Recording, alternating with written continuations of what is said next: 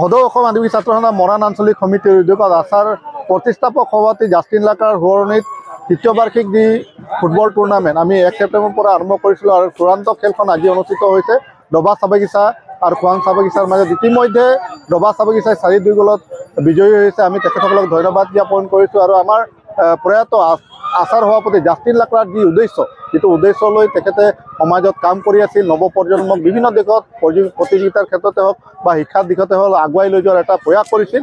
এই প্ৰয়াসক আমি এটা ৰূপ দিব বিচাৰিছোঁ সদৌ অসম আদিবাসী ছাত্ৰ সন্থাই। অনাগত দিনতো এই খেল আমি অনুষ্ঠিত কৰি যাম আৰু যিটো আমাৰ শৈক্ষিক এটা ক্ষেত্ৰখন আছে, শৈক্ষিক ক্ষেত্ৰখনৰ প্ৰতিযোগিতাৰ ক্ষেত্ৰখন আছে, ইয়াৰ দ্বাৰাই আমাৰ নৱপ্ৰজন্ম যদি আগুৱাই যায় নিশ্চয় আমাৰ সমাজখন আগবাঢ়ি যাব বুলি আমাৰ দৃঢ় বিশ্বাস। আজি এই আপাহতে আমাৰ ৰাজ্যমন্ত্ৰী আহি আমাৰ ফিল্ডৰ উন্নয়নৰ ক্ষেত্ৰতো তেখেতে এটা 11 লাখ টকা প্ৰায় 11 লাখ টকা এটা পুঁজি আগবঢ়াইছে আৰু কাম ইতিমধ্যে আৰম্ভ কৰিছে।